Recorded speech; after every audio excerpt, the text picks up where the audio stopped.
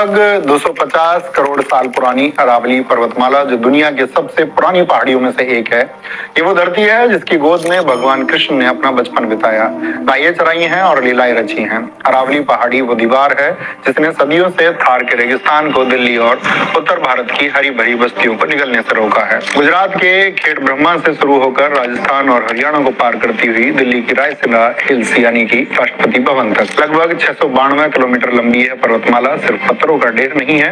यह उत्तर भारत की वो फौलादी दीवार है जो थार के तपते रेगिस्तान को, गंगा यमुना के उपजाऊ मैदानों को निगलने और दिल्ली एनसीआर के क्षेत्रों की तरफ बढ़ने से रोकती है। पर समझने वाली बात यह है कि अगर अरावली से छेड़छाड़ किया गया तो रेगिस्तान ऐसे क्षेत्रों के दरवाजे पर खड़ा मिलेगा। अरावली सिर्फ एक सुरक्षा दीवार नहीं है बल्कि प्राकृतिक स्पंज भी है। जानकार बताते हैं कि इसकी हर एक हेक्टेयर जमीन हर साल करीब 20 लाख लीटर बारिश का पानी पीती है और उसे जमीन के नीचे फिल्टर करके आपके नलों तक पहुंचाती है।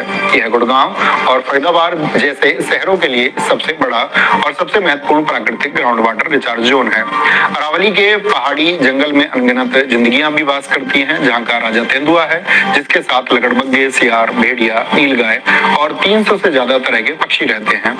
धौ के पेड़ अरावली जंगल की आत्मा है, लेकिन अगर यह दीवार गिर गई तो क्या होगा?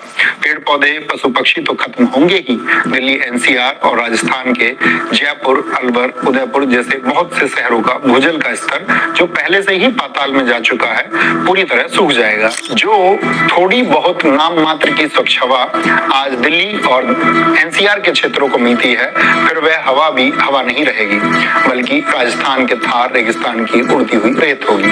हम डस्ट बॉल में तब्दील हो जाएंगे। यह सिर्फ जंगल या पहाड़ कटने की बात नहीं है, यह पानी और सांसों के अकाल की बात है।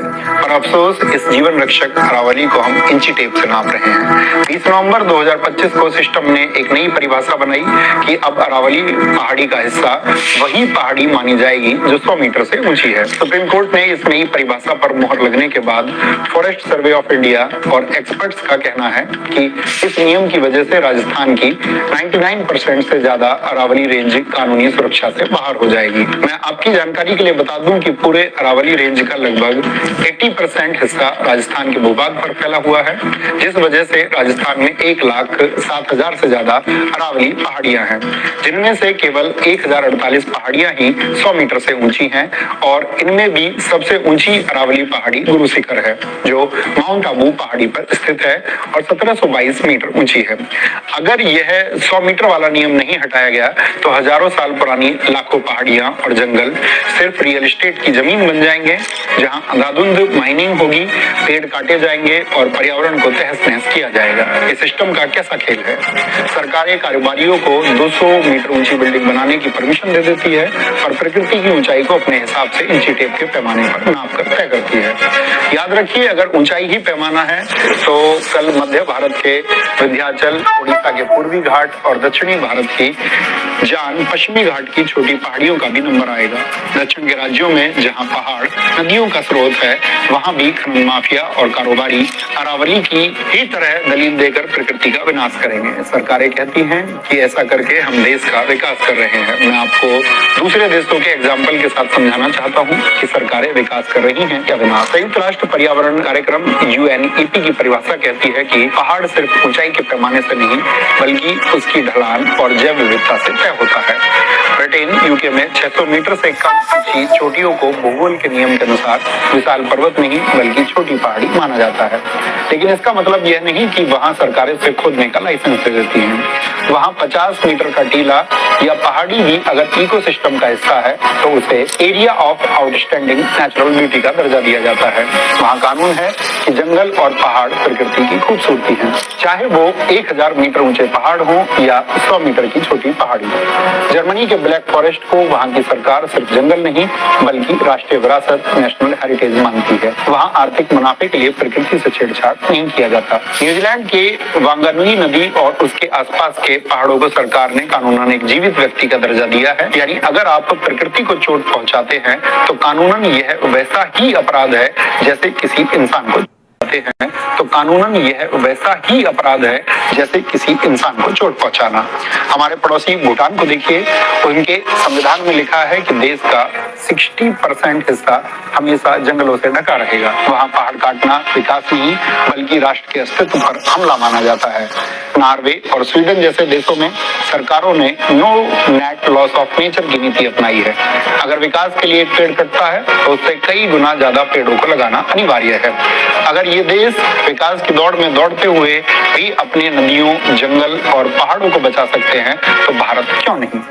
मशहूर पर्यावरणविद अल्डो लियोपोल्ड ने कहा था, जब हम जमीन को केवल एक संसाधन समझते हैं जो हमारे लिए बना है तब हम उसका विनाश करते हैं, लेकिन जब हम जमीन को एक समुदाय, कम्युनिटी समझते हैं जिसका हम हिस्सा हैं, तभी हम उसे प्यार और सम्मान दे सकते हैं।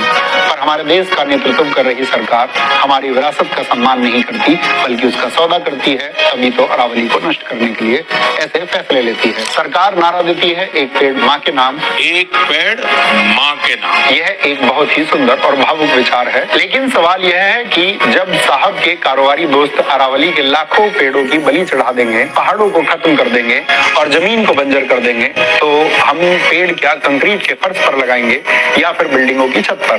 सरकारें एक पेड़ माँ के नाम लगाने का तो अच्छा दिखावा और ढोंग कर रही, लेकिन दूसरे हाथ में पूरा जंगल उजाड़ रही है। नतीजा यह होता है कि दिल्ली जैसे बड़े शहरों में जहां से देश के सारे सिस्टम को कंट्रोल किया जाता है, वहां सरकारों को स्कूलों में ताले लगाने पड़ रहे हैं। दफ्तरों में 50% वर्क फ्रॉम होम के नियम लागू करने पड़ रहे हैं और इन सब की वजह क्या है? कोई महामारी या बीमारी नहीं है बल्कि प्रदूषित हवा। कोटपुतली राजस्थान यहाँ सबसे बड़ा जन आंदोलन और पहाड़ियों पर शांतिपूर्ण अरावली को बचाने के लिए प्रदर्शन हो रहा है। गुरुग्राम हरियाणा, यहाँ पर्यावरण प्रेमियों ने अरावली को बचाने के लिए विशाल मानव श्रृंखला बनाई है। इसी तरह उदयपुर, जयपुर में भी नागरिक, युवा, महिला और बुजुर्ग धरने पर बैठकर अरावली को बचाने के लिए नारे लगा रहे हैं। अरावली का घटना सिर्फ एक पहाड़ का गिरना नहीं है, यह हमारे फेफड़ों का फेल होना है। फैसला हमें करना है कि क्या हम आने वाली पीढ़ी को वो अरावली देंगे जहाँ भगवान श्री कृष्ण खेलते थे, या वो रेगिस्तान देंगे जहाँ सिर्फ धूल उड़ेगी। मेरा आप सबसे एक अपील है कि आप देश के किसी भी कोने में हो, अगर आप अरावली को बचाने के लिए सोशल मीडिया या ट्विटर किसी भी माध्यम से अपनी बातों को सरकारों तक पहुंचा सकते हैं तो इसमें बढ़ चढ़कर हिस्सा लें और अपने आसपास के प्राकृतिक माहौल को सुरक्षित रखें, पेड़ पौधे लगाएं और पेड़ पौधों का अपने शरीर की तरह सेवा करें। जय हिंद, जय मां सरस्वती।